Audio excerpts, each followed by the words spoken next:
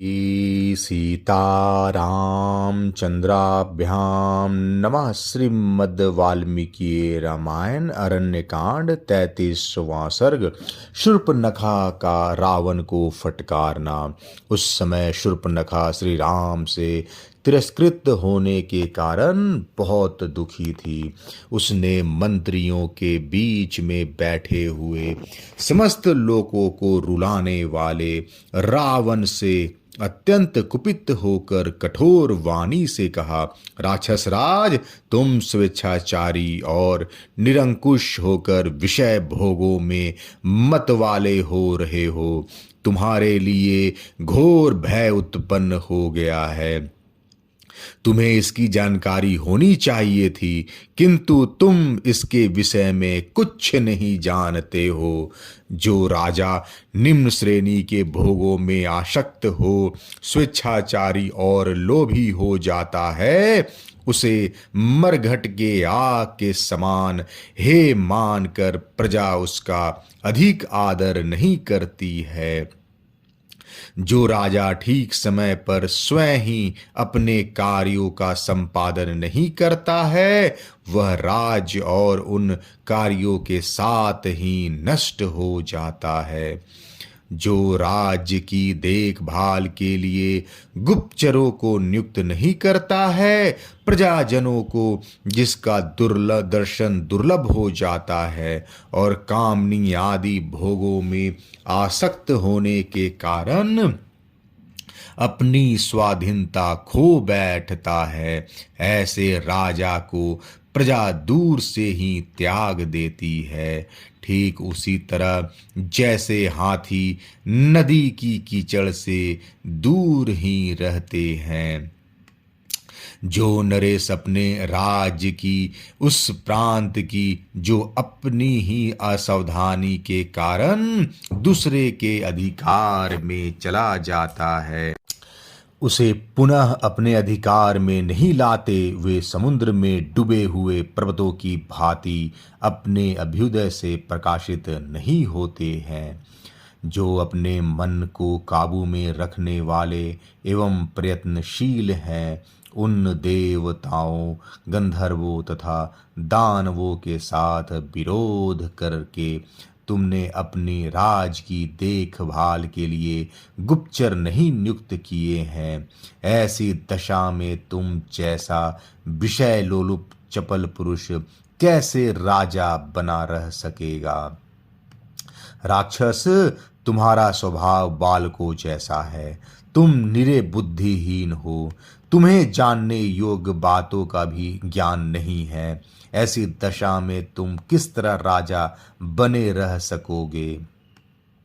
विजयी वीरों में श्रेष्ठ निशाचर पते, जिन नरेशों के गुप्तचर, कोश और नीति ये सब अपने अधीन नहीं है, वे साधारण लोगों के ही समान है। गुप्तचरों की सहायता से राजा लोग दूर दूर के सारे कार्यों की देखभाल करते रहते हैं, इसलिए वे दीर्घदर्शी या दूरदर्शी कहलाते हैं। मैं समझती हूँ तुम गंवार मंत्रियों से घिरे हुए हो, तभी तो तुमने अपने राज्य के भीतर गुप्तचर नहीं तैनात किए हैं। तुम्हारे स्वजन मारे गए और जनस्थान उजाड़ हो गया, फिर भी तुम्हें इसका पता नहीं लगा है। अकेले राम ने जो अनायास ही महान कर्म करने वाले हैं, भीम करता राक्षसों की 14,000 सेना को यमलोक पहुंचा दिया, खर और दूषण के भी प्राण ले लिए, ऋषियों को भी अभय दान कर दिया तथा दंड कारण में राक्षसों की ओर से जो विघ्न बाधाएं थी, उन सब को दूर करके वहां शांति स्थापित कर दी। जनस्थान को तो उन्होंने चौपट ही कर डाला। राक्षस, तुम तो लोभ और प्रमाद में फंसकर पराधीन हो रहे हो।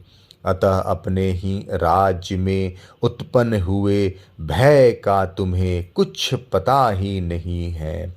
जो राजा कठोरतापूर्ण बर्ताव करता अथवा तीखे स्वभाव का परिचय देता है, सेवकों को बहुत कम वेतन देता है, प्रमाद में पड़ा और गर्व में भरा रहता है तथा स्वभाव से ही शठ होता है, उसके संकट में पड़ने पर सभी प्राणी उसका साथ छोड़ देते हैं, उसकी सहायता के लिए आगे नहीं बढ़ते हैं। जो अत्यंत अभिमानी, अपनाने के अयोग्य, आप ही अपने को बहुत बड़ा मानने वाला और क्रोधी होता है, ऐसे नर अथवा नरेश को संकट काल में आत्मीय जन भी मार डालते हैं।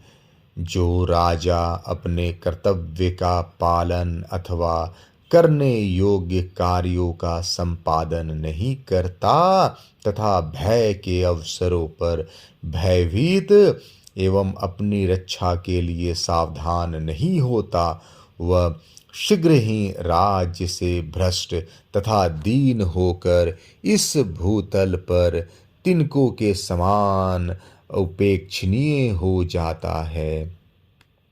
लोगों को सूखे काठों से, मिट्टी के ढेलों तथा धूल से भी कुछ प्रयोजन होता है, किंतु स्थान भ्रष्ट राजाओं से उन्हें कोई प्रयोजन नहीं रहता।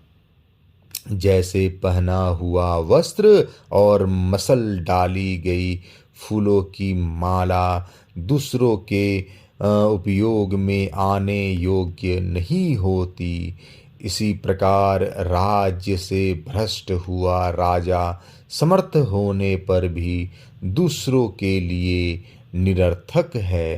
परंतु जो राजा सदा सावधान रहता, राज्य के समस्त कार्यों की जानकारी रखता, इंद्रियों को वश में किए रहता, कृतज्ञ, दूसरों के उपकारों को मानने वाला तथा स्वभाव से ही धर्मपरायण होता है, वह राजा बहुत दिनों तक राज्य करता है।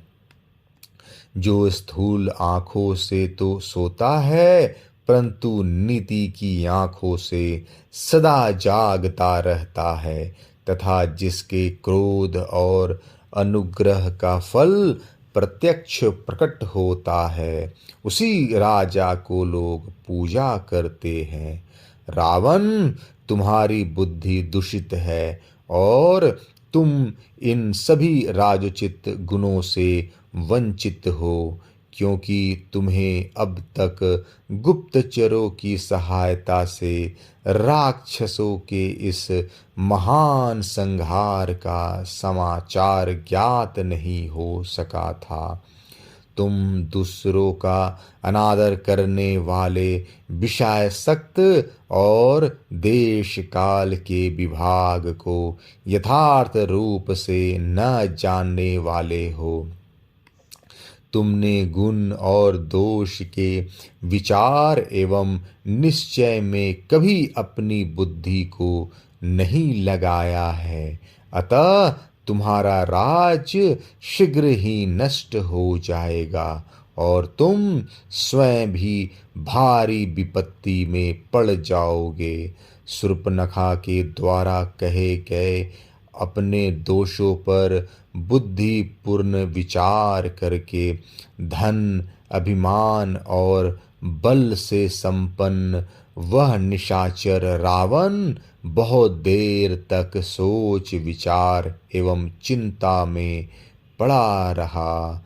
अरण्यकांड 33वां सर्ग समाप्त। जय श्री राम।